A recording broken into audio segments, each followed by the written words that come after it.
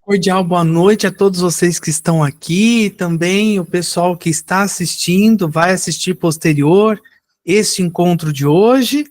Essa sala aberta é, é uma iniciativa da Escola Brasileira de Psicanálise Freudiana, que tem por intuito prestar o seu serviço social voluntário para a nossa sociedade, exercendo um dos nossos pilares, dos nossos construtos, da nossa visão, missão e valores.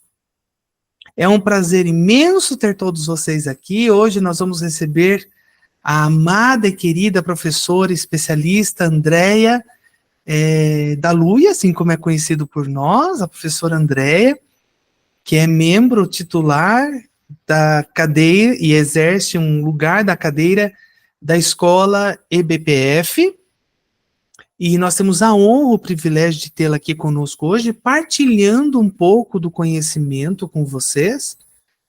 Vou estar aqui junto com vocês durante esse percurso, né? Em alguns momentos eu posso interromper para fazer algumas considerações, e vocês também. Só que nós vamos combinar o seguinte: vocês utilizam um chat para isso, tá bom?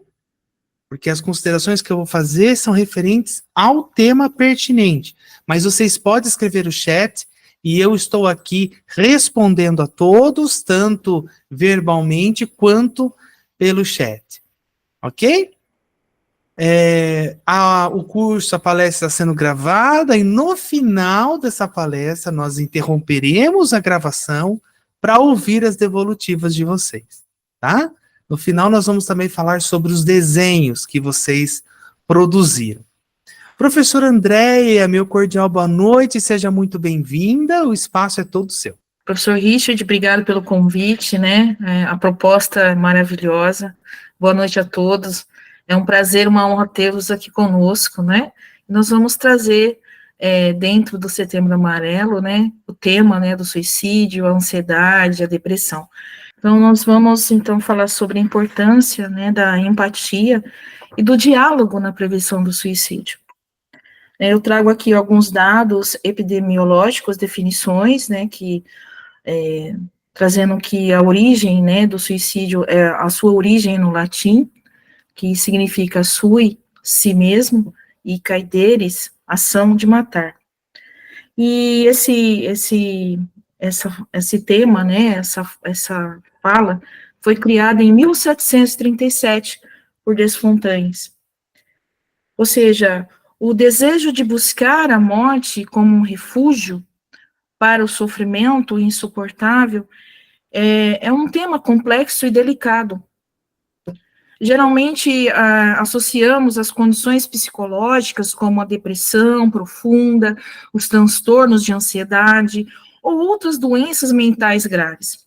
Quando o sofrimento emocional ou físico atinge níveis extremos, pode surgir a sensação de que a morte é a única saída possível. Então, é crucial entendermos que esse tipo de pensamento é um sinal de que a pessoa ela precisa de ajuda imediata. O sofrimento pode distorcer a percepção desta realidade, da sua realidade, fazendo com que soluções temporárias pareçam definitivas. Mas, no entanto, o que parece insuportável pode ser aliviado com apoio adequado, seja através da terapia, da medicação, apoio familiar, ou outras formas de cuidado. Se você ou alguém que você conhece está passando por isso, é vital buscar ajuda de um profissional de saúde mental. Existem muitas formas de tratamento que podem trazer o alívio e novas perspectivas, mesmo quando a situação parece desesperadora. A dor emocional, ela não precisa ser enfrentada sozinha. Existem recursos disponíveis para ajudar a superar esses momentos difíceis. E a ideia de que buscar a morte não é um ato de coragem e nem de covardia, mas sim de desespero. vai refletir a compreensão de que essa escolha, muitas vezes, não é feita por vontade própria, né, mas por uma profunda angústia e uma falta de esperança. Então, quando o sofrimento se torna insuportável, a pessoa pode sentir que não há outras opções disponíveis e vai levando a tomar essa decisão, uma decisão que, em um estado mental saudável, provavelmente ela não faria. Então, esse pensamento destaca a importância de reconhecer a gravidade desse sofrimento emocional e a necessidade urgente de apoio. Essa desesperança pode levar a pensamentos e ações extremas, mas é fundamental lembrar que existem alternativas, que a ajuda está disponível. É um lembrete de que o desespero é uma condição que pode ser tratado e que, com o suporte adequado, é possível encontrar novas maneiras de lidar com a dor. Por se tratar, né, de uma ação voluntária e intencional, onde o indivíduo, ele, após uma série de reflexões e planejamento, ele decide encerrar a própria vida. Então, a ideia de que a morte, para ele, significa o fim de tudo. Então, existe uma relação efetiva desta ação. Os métodos letais. E ele refere-se, né, a algo que causa morte. Nesse contexto, né, de concretização de uma ação suicida, métodos letais são aqueles que têm uma alta probabilidade de resultar no fim da vida. Então, a letalidade pode variar, dependendo do meio escolhido. E isso tem sido o foco de estudos em áreas como a psicologia, a psiquiatria e a saúde pública. Então, os métodos letais, eles podem ser o uso de armas brancas e de fogo, o enforcamento, que é uma prática comum entre os homens, a ingestão de fármacos, substâncias letais, que é comum entre as mulheres, o uso abusivo de álcool e drogas, as práticas, né, daqueles esportes radicais, atividades radicais, que possibilitam e colocam a vida em risco, a falta de cuidados com a própria saúde, ou ainda uma vida sexual promíscua, são dos métodos, alguns dos métodos letais, né, para essa efetivação desta ação. O sociólogo francês Émile Durkheim, ele relaciona o evento suicídio a causas sociais, tá? Segundo Durkheim, o suicídio seria todo caso de morte que resulta, direta ou indiretamente, de um ato, ou positivo ou negativo, que é executado pela própria vítima e que ela sabia que deveria produzir esse resultado.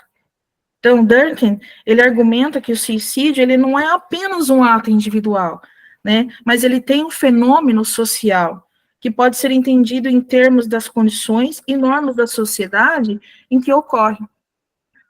Esse sociólogo, ele fez uma análise muito profunda do suicídio. Em 1897, ele elaborou uma obra, né, chamada O Suicídio. Então, é um sociólogo muito importante nesse tema. Bacana, deixa eu te interromper um pouquinho. Volta um pouquinho o slide, por gentileza. Émile Durkheim, o sociólogo, ele defende diretamente o suicídio como uma via de mão dupla. Isso é importante a gente dizer. Ele diz que quando uma pessoa tira a vida, nós também somos responsáveis por aquela vida. Então, Durkheim, ele não diz assim, olha, quando a pessoa tira a vida, foi a escolha dela, o problema é dela. Não, o problema é nosso. Por isso que estamos aqui nessa noite. O fato de estarmos aqui é o que nos motiva a seguir um legado que um sociólogo traz para a gente como uma ideia de qual é o resultado que aquela pessoa quis produzir no meio social em que ela está inserida. É nisso que devemos nos debruçar agora e olhar. Durkheim nos chama a atenção, dizendo, olha, quando um está em sofrimento, todos nós somos responsáveis. Portanto, aquela fala que o social tem, bandido bom é bandido morto, não é verdade. Né? Não é verdade. Porque quando aquele lá perde a vida, nós também somos responsáveis por ela. Legal?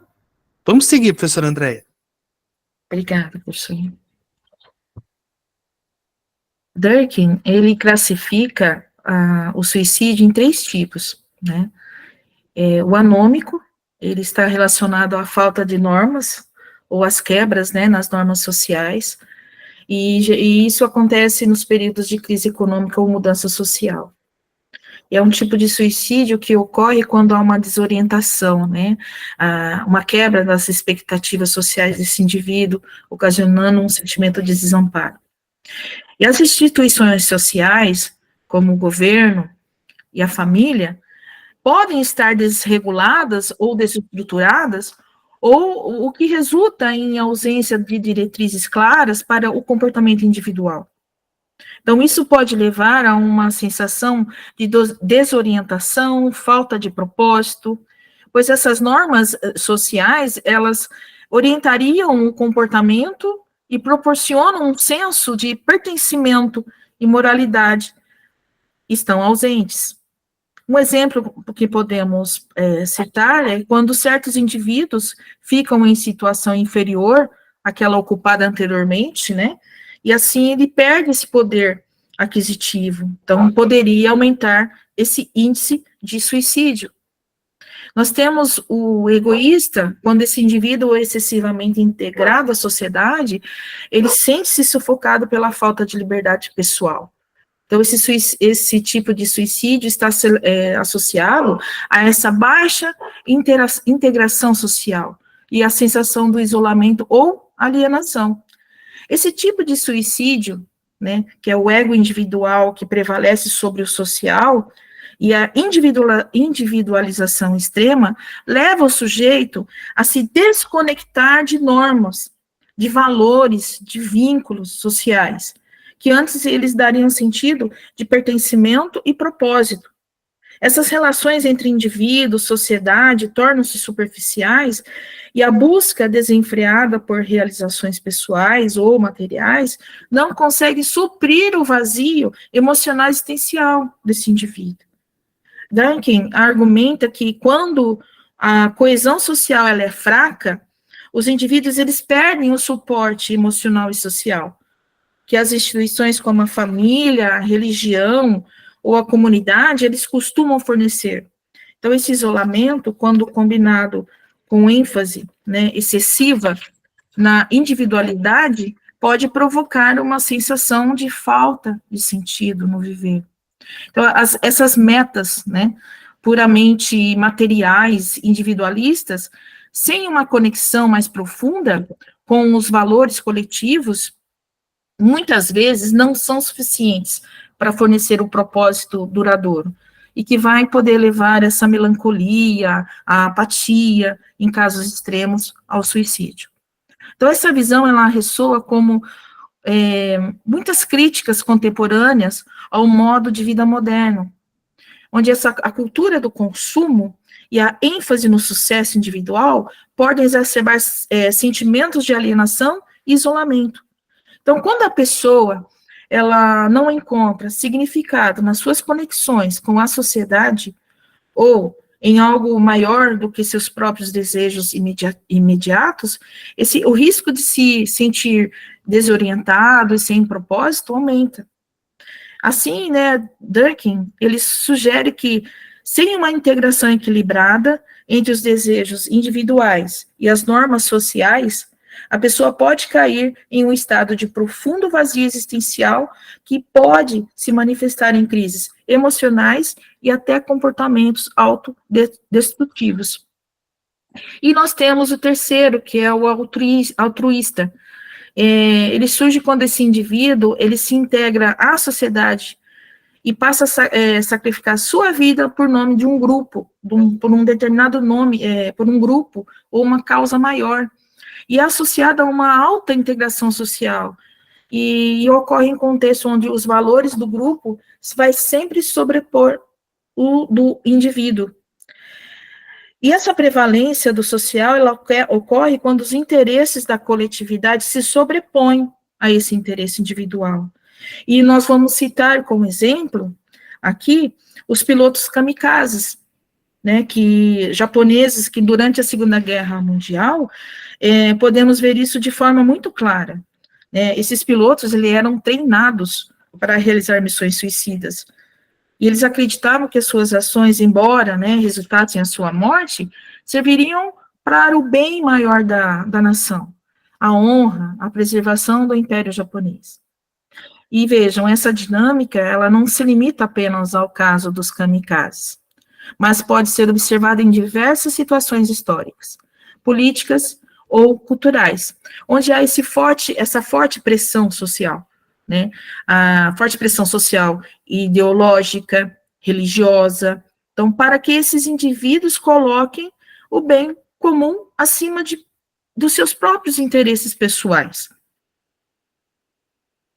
Um problema alarmante da saúde pública global, né? O relatório, que é o suicídio, o relatório da OMS, traz 2014, tirou a vida de aproximadamente 850 mil pessoas, foram vítimas, né, de acordo com esse relatório. E esse número, ele supera significativamente o número de mortes que foram causadas por guerras nesse mesmo período, 420 mil pessoas. Então, vai sublinhando a gravidade do suicídio como uma das maiores causas de morte em todo o mundo.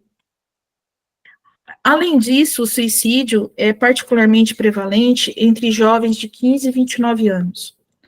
E é uma das 3 maiores causas de morte nessa faixa etária. Isso aponta uma certa urgência, né, uma abordagem ampla e integrada em uma saúde mental e o apoio psicológico, além, lógico, das políticas de prevenção eficazes. A OMS e outras entidades de saúde pública têm enfatizado, né, a necessidade de maior investimento em programas de conscientização, prevenção, tratamento de distúrbios mentais, para que ocorra redução nesses números trágicos. E a problemática, ela evidencia que questões de saúde mental, elas devem ser tratadas com seriedade e urgência, uma vez que o autoextermínio afeta não apenas as vítimas, mas as suas famílias e comunidades, né, gerando um impacto social amplo. Continuando com o informativo da Organização Mundial de Saúde, em 2018, por isso que há a importância de abordarmos o suicídio e transtornos mentais com seriedade e urgência. E de acordo com a OMS, aproximadamente 800 pessoas morrem por suicídio todos os anos, o que torna uma das principais causas de morte em todo o mundo. E segundo, né, a estatística, né, como nós dissemos no slide anterior, os jovens entre 15 e 29 anos, o suicídio, ele é a segunda maior causa de morte, e ele só fica atrás apenas dos atos de violência. Então, esse relatório, ele destaca também a forte ligação entre o suicídio e os distúrbios mentais, como a depressão, o uso de substâncias, e além disso, temos também os fatores, né, de discriminação, isolamento social, dificuldades econômicas, exposições a conflitos, violência, podem aumentar o risco do suicídio. Então, essa realidade mostra uma necessidade realmente urgente de melhorar o acesso a cuidados da saúde mental, Promover o diálogo aberto sobre o assunto, implementar estratégias eficazes de prevenção, ações como a redução do estigma. Precisamos reduzir esse estigma em torno da saúde mental. O fortalecimento de redes de apoio são cruciais para prevenir essas tragédias. Um outro relatório que nos apresenta a OMS, o Brasil, ele ocupa, sim, olha, a 8ª posição em números absolutos de suicídios, né? Anualmente, cerca de 14 mil pessoas tiram suas próprias vidas no país. Apesar do Brasil, né, do Brasil ser um dos países mais populosos do mundo, com uma taxa de suicídio relativamente baixa, em comparação aos outros países, o número absoluto ainda é significativo devido à grande população. Então, é importante ressaltarmos que o suicídio é uma questão de saúde pública, requer atenção, apoio psicológico, políticas de prevenção. Nós temos as iniciativas, né, como o Setembro Amarelo, uma campanha que conscientiza sobre a prevenção ao suicídio, e tem sido fundamentais para aumentar a visibilidade no tema no Brasil. Então, nós temos aí na tabela os países que apresentam o maior índice de suicídios, né? Nós temos a Índia, a China, e suas estatísticas, Estados Unidos, Rússia, Japão, Paquistão. Então, nós percebemos que é global, né? É uma saúde pública global, é uma preocupação global. Bodega, ele traz para nós que, no entanto, é de conhecimento geral que os dados sobre as tentativas de suicídio bem-sucedidas não refletem fielmente a realidade. Então, as tentativas não são contabilizadas, e o que torna difícil obter as estatísticas precisas. Ou seja, são contabilizados os que realmente são conclusivos, né, são bem-sucedidos, mas aquelas que têm as tentativas. Então, nós percebemos aí que é muito difícil nós termos uma estatística com precisão, né, porque existem as tentativas também. Não podemos esquecer, né, das estatísticas, como nós falamos no slide anterior, de que para cada suicídio que ocorre, houve entre 10 e 20 tentativas. E quando consegue consumar a intenção, são 60 pessoas próximas sendo atingidas emocionalmente. E, além disso, 60% que cometeram o suicídio consultaram algum serviço médico no mês anterior no ato. Esses dados, pessoal, é de um artigo científico, né, foram estudos, e o que me chamou muita atenção foi isso, além disso, 40% e 60% que cometeram suicídio consultaram algum serviço médico no mês anterior ao ato. Isso me chamou muita atenção. E o que o professor também trouxe, né, as informações, que isso é social. Vê, entre 10 e 20 tentativas, e quando consegue a consumação, são 60 pessoas envolvidas, atingidas emocionalmente. Então, nós não podemos individualizar isso. É social, estamos envolvidos nisso. Então, é preciso refletir sobre essa gravidade, a gravidade desse problema, levando em conta que o sofrimento que provoca não é apenas pessoal, mas, sobretudo, é coletivo. Devemos procurar compreender qual mensagem social os jovens estão transmitindo ao realizar as tais ações. Interessante, professora Andréia, te interrompendo não, um pouquinho, no slide anterior, eu achei interessante essa frase. Volta para mim, por gentileza. Aí, olha, a terceira linha. Isso, o sofrimento que o provoca não é apenas pessoal, mas, sobretudo, coletivo. E a pergunta que fica aqui para nós hoje é: onde está a nossa responsabilidade nisso tudo? O que estamos fazendo para aliviarmos esse sofrimento, essa dor dessas pessoas que sofrem tanto? Quanto de nós há nessa dor? Eu não sei aqui se alguém professa a fé cristã. Eu acredito que a grande maioria. Mas, em resumo, a Bíblia Sagrada dos cristãos aborda a morte não apenas como um término da vida terrena, mas como um portal para a vida após a morte. E esse portal para a vida é sujeito ao juízo de Deus.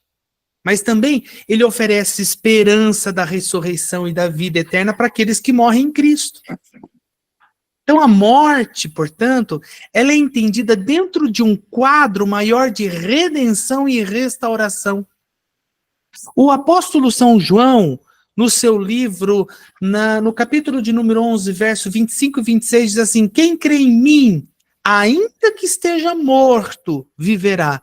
E todo aquele que vive e crê em mim, nunca morrerá.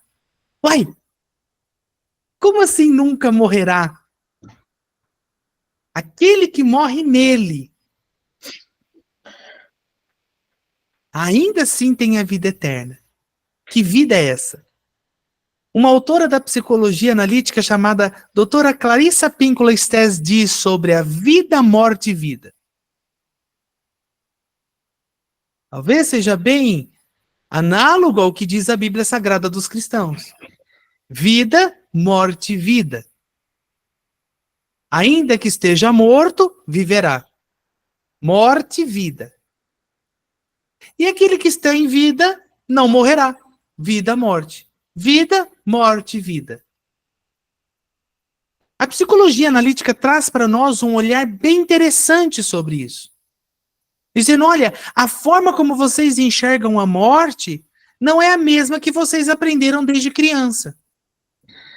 Morte é algo ruim, mas ela não é tão ruim assim. Mas o que vai ficar agora desses slides, nós vamos conversar mais, o sofrimento que o provoca não é apenas pessoal, mas, sobretudo, coletivo. É o que disse Bottega nesse texto do artigo científico que nós preparamos hoje. Ele não é individual, mas coletivo. Onde está a minha responsabilidade nisso tudo? Onde está a minha responsabilidade na nação brasileira, no estado de São Paulo, no município de Limeira? Nós não mudamos o mundo, mas começamos a mudar na onde estamos instalados. Diz a Sagrada Escritura que nós somos uma árvore plantada junto a ribeiro de águas e que dá o seu fruto na estação certa. É muito bom saber o fruto que estamos dando. Professor André, é contigo.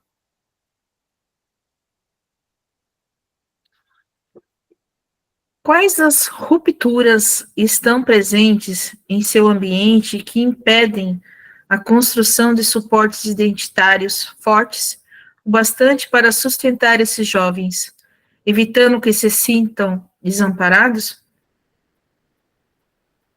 Então, traz, complementando o que o professor trouxe, precisamos desvendar essas rupturas. Existem rupturas presentes nesse ambiente que faz com que essa construção desse suporte identitário, dessa identidade, que fortalece esse jovem, o que está acontecendo, o que está evitando que eles se sintam desamparados. O identitário, ele refere-se, a algo relacionado à identidade, especialmente no contexto de como esse indivíduo ou os grupos constroem e eles percebem a sua própria identidade. Então, isso pode incluir os aspectos culturais, sociais, psicológicos ou pessoais que formam a base de quem a pessoa, o grupo é ou como eles se veem. No caso da frase em questão, suportes identitários, ele se refere, como disse, a estruturas ou fundamentos que ajudam a formar e fortalecer a identidade de alguém, que vai oferecer estabilidade e sentido, especialmente em momentos de crise ou dificuldade. Abordando o contexto, referente ao suporte identitário, pode-se sugerir que o sujeito ele é formado na interseção entre o indivíduo e esse contexto social, em um processo contínuo de afiliação psicossociopolítica. Então, esse desenvolvimento subjetivo, ele não ocorre isoladamente, mas sim é uma interação com essas estruturas, sendo as sociais, as políticas, culturais, que cerca esse indivíduo.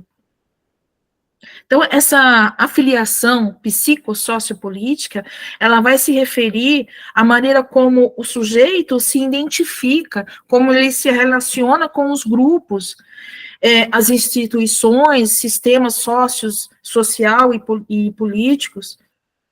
O processo, ele é dinâmico, sabe, porque está sempre em mudança, é um ritmo sempre em mudança. E à medida que esse indivíduo ele vai navegando por diferentes contextos, relações, experiências, ele vai moldando a sua identidade e a sua compreensão de si mesmo no mundo. E a família ela é uma das primeiras relações afetivas e de identificação.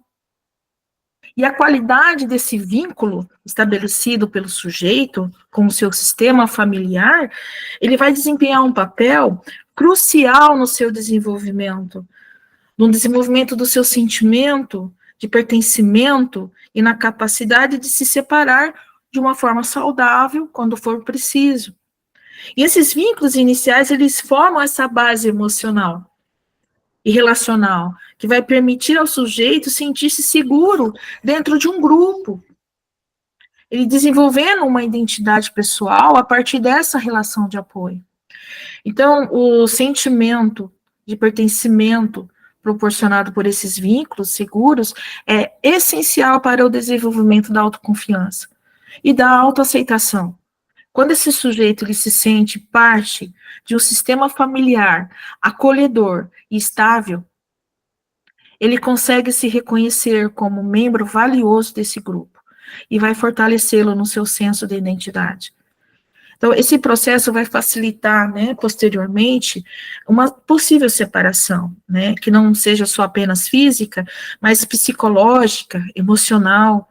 E a capacidade de se distanciar e diferenciar-se do sistema familiar, ele sem perder o sentido de si próprio. Então, é fundamental, para a construção da identidade adulta.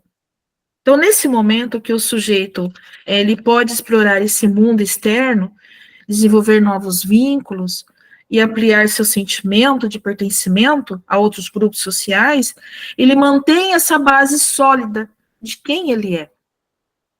E essa separação saudável, no entanto, só é possível quando esse vínculo familiar fornece esse equilíbrio entre apego e autonomia, que vai permitir com que esse indivíduo se sinta suficientemente seguro para explorar e, ao mesmo tempo, confiante para se definir fora do núcleo familiar.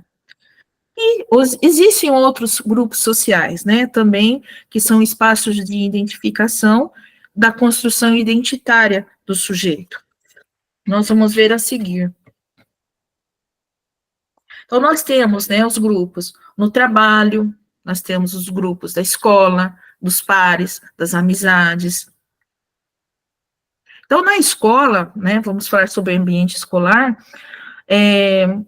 deveria ser um lugar de pertencimento, desenvolvimento pessoal, mas muitas vezes é transformado em um espaço de conflitos internos, paradoxos, né? Esses alunos, eles são pressionados a competir, cooperar ao mesmo tempo, a serem autônomos, mas também seguirem rigidamente o que os professores consideram adequados. A escola, ela deveria promover inclusão, vínculos significativos, acaba gerando sofrimento, indiferenças, fragilidades nessas relações, e essas tensões têm contribuído para o adoecimento emocional e mental dos estudantes, e levando muitos até o abandono escolar. Então, a crítica também aponta que a escola parece não fazer um esforço significativo para manter esses adolescentes e jovens presentes engajados, né, reforçando essa sensação de invisibilidade e de desconexão. E deveria ser um espaço, né, de acolhimento, que se converte para muitos um lugar isolado, de isolamento e uma falta de propósito. Nós temos o grupo do trabalho, né? O trabalho é uma via de aquisição de bens de consumo, né? No sentido de pertencimento, é uma sociedade que valoriza o ter do ser, e os adolescentes, eles buscam freneticamente esse movimento de consumo, né? Que vai possibilitar colocá-los no status de cidadão. Então, em uma sociedade de consumo, os adolescentes, mesmo ocupando posições marginalizadas ou rejeitadas, eles são fortemente influenciados pelas pressões consumistas. Eles sentem a necessidade de se inserir no ciclo frenético desse consumo, visto que esse comportamento, muitas vezes, está associado à obtenção de status social, reconhecimento como cidadão.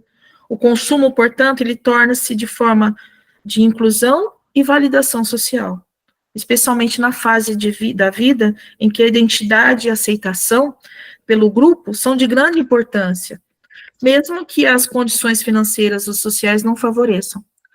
E muitos jovens são atraídos, né, pela promessa de pertencimento que o consumo parece oferecer. Então, o trabalho, nesse contexto, ele desempenha um papel central como um eixo de inserção social e de construção identitária, e promove esse sustento econômico, oferece ao indivíduo uma identidade pessoal que é ligada ao papel produtivo da sociedade. Então, o trabalho também atua como um espaço de socialização, né? Cria-se vínculos afetivos, eles permitem, né, que o indivíduo, eles construam relações sociais, estabeleçam conexões que vão além do ambiente de trabalho. Então, a inserção ou não no mercado de trabalho, ele pode, né, determinar um grau de pertencimento de uma pessoa à sociedade, afetando tanto a sua autoestima quanto o seu reconhecimento social. E tem os grupos, né, de pares, que constituem-se um importante contexto de inserção para o jovem, e é fundamental. E esses grupos de pares, eles proporcionam um espaço seguro, onde esses adolescentes, eles podem explorar diversos aspectos de si mesmos, testar limites, valores, desenvolver habilidades sociais. Essa convivência com pares permite ao jovem compartilhar as experiências, comparar-se com outros, construir um senso de pertencimento, e é fundamental, né, que é fundamental para a formação da sua identidade. Além disso, esse grupo de pares, eles podem oferecer um suporte emocional, que vai validar sentimentos e vai ajudar a enfrentar os desafios típicos da fase de transição para a vida adulta. Então, é muito importante esses grupos de pares também. Em sua pesquisa com adolescentes infratores, a Maria Aparecida Penso e colaboradoras, elas apontam que nas histórias construídas por eles, os amigos estão sempre muito presentes, né? Eles fazem uma parte do seu cotidiano, né, nas atividades associadas a festas, futebol, né, lazer, e muitos ajudam em momentos difíceis, mas apontam que muitas vezes foram os próprios amigos que os colocaram em situações complicadas de risco. Então, as autoras, elas destacam um paradoxo vivido pelos adolescentes. Por um lado, o grupo de amigos é fundamental para o apoio emocional, o desenvolvimento da identidade. Mas existe o outro lado, né, que é o risco da exposição a situações de vulnerabilidade e comportamentos de riscos. Então, essa dualidade pode levar esse adolescente a escolher entre o isolamento, evitando essas influências negativas, mas também vai perder o suporte dos amigos, né? Então fica assim, ou a permanência no grupo, correndo o risco de se envolver em situações perigosas. Então é uma fase que é marcada por muitos conflitos, escolhas difíceis, que envolvem tanto o desejo de pertencimento, quanto a necessidade da proteção pessoal. O impacto das grandes transformações sociais e familiares sobre esse jovem, sobre a juventude, destacando como as estruturas tradicionais de identidade, como o gênero, raça, idade, têm se mostrado insuficientes para oferecer suporte adequado aos jovens. Onde a sociedade ela é marcada por relações fragilizadas e desigualdades. Então, esses suportes, que antes poderiam servir como pilares identitários, elas podem estar oferecendo mais riscos do que oportunidades. Então, isso vai gerar uma necessidade de uma análise crítica da sociedade em que esses jovens estão inseridos e de como suas experimentações, que é parte natural do processo de desenvolvimento juvenil, são vistas e interpretadas. Então, a sociedade, muitas vezes, ela pode perceber essas experimentações como desconfiança ou repreensão, ao invés de reconhecê-las como parte integrante do crescimento e da busca por identidade. Essa reflexão nos leva a questionar o papel das instituições sociais e dos valores culturais na formação da juventude, e a forma como as desigualdades e tensões impactam esse processo. Então, cabe, portanto, refletirmos sobre sobre que sociedade é esta na qual esses jovens estão vivendo e como as experimentações necessárias na juventude são percebidas pelo social. Ou seja, né, voltamos para o que o professor trouxe, né, é uma coletividade, é o social. Precisamos refletir sobre isso, sobre o que nós estamos, o que nós precisamos perceber, qual é a mensagem que esse jovem está nos passando. Em uma sociedade onde tudo muda, né, é importante refletirmos como ficam esses suportes identitários. Né? Qual o sentido da vida?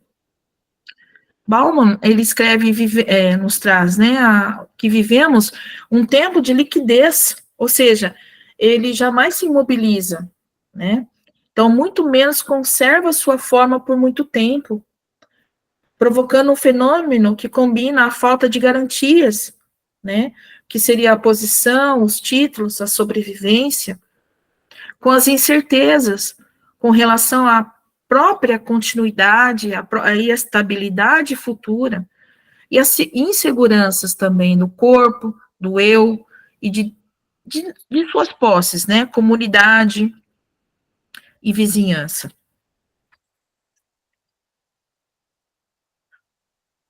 Neste modelo social líquido e acelerado, qual a qualidade das trocas? Ao levarmos em consideração a individuação e constituição do sujeito nas relações íntimas, ao se relacionar socialmente, o mesmo vai adquirindo as compreensões necessárias para criar e adaptar-se. Claudine Aroche, problematiza essas atuais circunstâncias, né, do desenvolvimento da vida mental, que tem sido perturbada pela aceleração, pelo imediatismo, pela instantaneidade, pela tecnologia. E nessa mesma linha de raciocínio, o Bauman, ele afirma que a tecnologia que facilita a comunicação é a mesma que afasta as pessoas, que vai atrapalhando, assim, a vinculação, a troca de olhares e o aprendizado que as relações interpessoais são capazes de proporcionar. Então, dentro da frase, né, a tecnologia que facilita a comunicação é a mesma que afasta as pessoas. Isso reflete uma dualidade, né, presente no uso da tecnologia na sociedade moderna. Então, de um lado, ferramentas como redes sociais, mensagens instantâneas, vídeos, conferências, tornam a comunicação mais rápida e acessível, que vai encurtando, assim, distâncias físicas, né, conectando as pessoas ao redor do mundo. Por outro lado, o uso excessivo dessas tecnologias pode nos levar ao isolamento social, a superficialidade nos relacionamentos e essa diminuição do contato pessoal mais profundo. Há debates, né, sobre o uso da tecnologia, e especialmente relacionados aos smartphones e redes sociais, né, eles prejudicam a qualidade de interações humanas. Essas pessoas, as pessoas, elas podem estar fisicamente presentes, né, mas emocionalmente distantes, distraídas, né, pelos dispositivos, criando um paradoxo, onde, apesar de estarmos mais conectados, podemos nos sentir mais sozinhos. Então, o desafio, portanto, está em equilibrar o uso dessas ferramentas para que elas sirvam como pontes, em vez de barreiras nessas relações interpessoais. Alguma consideração, professor? Não. A tecnologia, só não cortando você, a professora Leia escreveu um comentário aqui no chat, que live maravilhosa, uma construção de alto nível para quem está aqui, diferente de falas que sempre ouvimos no Setembro Amarelo. Gostaria de ter esses slides maravilhosos. Eu disse muito obrigado a ela e também que nós disponibilizaremos o slide lá no nosso grupo. Algo interessante que Claudine Aroche escreve aí, e cita, e Bauman também faz a consideração, é que a tecnologia já é uma grande epidemia social. Hoje, enquanto levava um paciente para a recepção, saiu na televisão que existe um novo surto de ansiedade chamado ansiedade climática. Quando as pessoas estão em pânico, a vovó, como era espanhola, dizia com paura, por conta do que vai acontecer com as tempestades, com as queimadas, com as enchentes, uma ansiedade, olha que interessante, climática. A tecnologia, se não bem usada, também mata, ela também destrói para o mal. Professor Helenice Tamborim está aqui dizendo, hoje já falamos sobre dependência digital. É verdade, a dependência digital e os seus imensos fatores negativos, né? Muito bem. Sigamos. As trocas amorosas, elas são realizadas pela tela, né? Tornando esses relacionamentos assépticos e descartáveis, não exigindo o compromisso afetivo, né, de nenhuma das partes. No entanto, é próprio do ser humano a necessidade de reconhecimento e aceitação pelo outro. Então, surge então, um dos grandes paradoxos da pós-modernidade. Viver relações descartáveis e desejando ser único e reconhecido. É próprio do ser humano a necessidade de reconhecimento e aceitação pelo outro. Sim, a necessidade, né, de reconhecimento e aceitação é algo inerente ao ser humano. E é desde cedo que buscamos validação, pertencimento em grupos sociais, seja na família, entre amigos ou em ambientes de trabalho. Então, esse desejo está relacionado com a nossa natureza social, onde o apoio e o reconhecimento, né, do outro são essenciais para o desenvolvimento tanto da autoestima quanto para a identidade. E essas conexões interpessoais são fundamentais para a construção de um sentido de valor e para a manutenção da saúde emocional e mental. E na linha abaixo, né, que nós colocamos em amarelo para ficar bem fixo, né, viver relações descartáveis e, ao mesmo tempo, desejando ser o único reconhecido. Enquanto se deseja ser único e reconhecido, né, vivendo relações descartáveis, isso reflete uma contradição comum na sociedade atual. Portanto, por um lado, a cultura contemporânea, marcada pelo imediatismo e pela superficialidade, muitas vezes favorável, né, que favorece as relações passageiras, superficiais, onde esse laço emocional é frágil e efêmero. E do outro lado, o ser humano, em sua essência, que anseia por ser visto e valorizado de maneira profunda e singular. Então, essa tensão gera frustração. E, pois, enquanto nós buscamos ser reconhecidos e aceitos de forma autêntica, a superficialidade das relações descartáveis não oferece o espaço necessário, então, para essa profundidade. Então, o desejo de ser único e ter uma relação genuína, significativa, vai entrar em choque com a transitoriedade dessas interações e vai criar, assim, um vazio emocional, né, que dificilmente é preenchido sem uma relação com mais estabilidade e sincera. Então, diante de um cenário de aceleração, né, e liquidez, Valdemar Camon afirma que essas mudanças sociais, essa evolução da sociedade, os benefícios, oportunidades, essa nova fórmula, né, de vinculação em deveres e obrigações, tem provocado sofrimento psíquico em todos, e especialmente nos jovens, né, que são incapazes de lidar com com tais desafios, né, muita informação, e encontram na morte uma forma de fuga dessa realidade. A juventude, né, compreendida entre os seus 15 e 29 anos, é de fato uma fase de grandes transformações e desafios. Nesse período, os jovens, eles vivenciam mudanças intensas em várias dimensões, né? O corpo, ele passa por transformações biológicas, enquanto a mente enfrenta questões psicológicas ligadas à sua identidade, a busca, né, por independência. Essas mudanças também impactam suas relações, tanto com os pares, quanto com os adultos.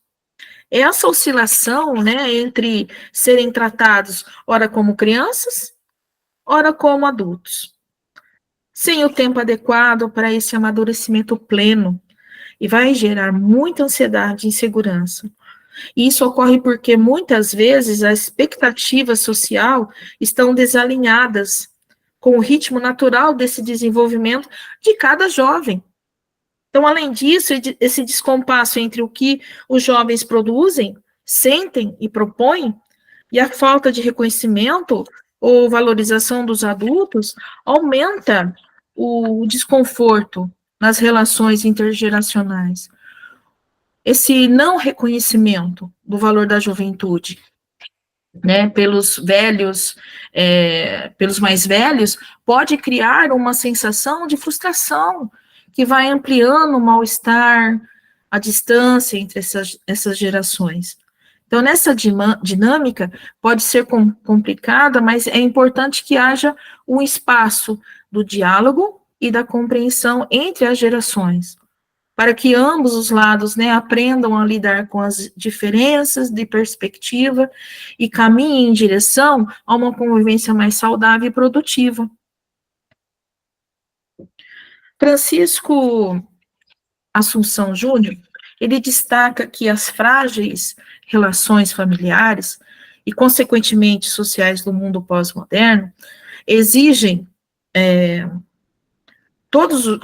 de todos os jovens, independentemente da classe social a qual pertencem, uma capacidade para lidar com frustrações, cobranças, planos futuros para os quais eles foram preparados.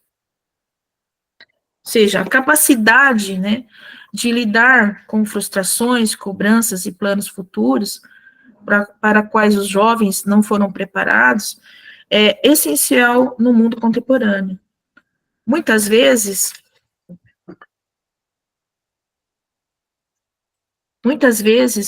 eles se veem diante de expectativas e desafios que não correspondem às suas experiências, ou ao suporte que receberam durante a sua formação.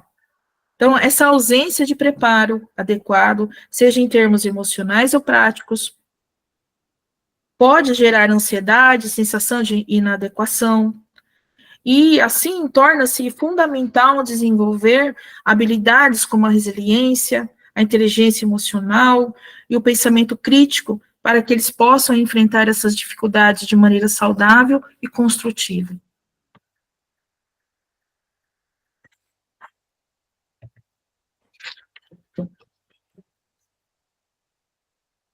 Professor, não mudou a tela não, né? Francisco Assunção Júnior. Tá, deixa só um momentinho, porque eu não quero mudar aqui. Mudou, perdão. Okay. Quer fazer alguma consideração, professor? A professora Helenice escreveu, olha aí, autocasamento, a sologamia, é verdade. E além do autocasamento, o trisal, né, também, que agora está muito comum, né? Então, verdade. Eu chamo poliamor, isso... né, professor? É o que eles chamam de poliamor agora. Entre os adolescentes existe o poliamor. Eles namoram todos juntos. Eles se reúnem, formam um grupo, por exemplo, 3 meninas e 2 meninos. Todo mundo namora todo mundo, entendeu? É poliamor agora. Meu Deus. Trisal agora não existe mais, é poliamor. Só para... É uma atualização dos fatos, sabe? Uma coisa assim... Esse autocasamento é surreal. É a perda do si mesmo. Quando eu perco o si mesmo, eu preciso buscar em múltiplas fontes. É muito interessante. Carlos também coloca pra gente a história de vida de Santos Dumont, acredito ser um bom exemplo para esse tema. Legal, colocou até aqui pra gente o link no chat, tá? Muito bem, legal. Muito obrigado, professora Helenice, o Carlos também por compartilhar. Sigamos. Legal. Vamos lá.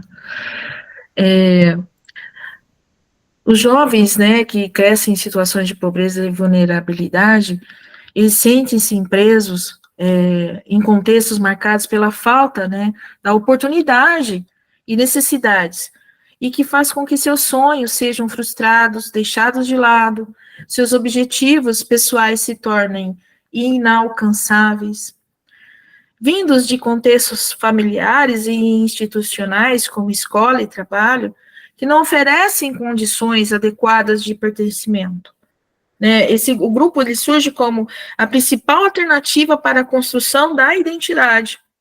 Então, isso ocorre porque o grupo dá a sensação de que encontraram seu lugar. Aí, sem o apoio da família, para se inserirem na ordem social, eles buscam fazer isso por meio do grupo. Então, nesse contexto de desvinculação, onde as relações são limitadas, os grupos dos quais eles fazem parte, que idealmente deveriam servir como espaço de pertencimento, frequentemente eles são caracterizados com rupturas bruscas e experiências de intenso sofrimento. E os jovens, né, que são provenientes das classes média, alta, eles lidam com as exigências de sucesso profissional, pessoal,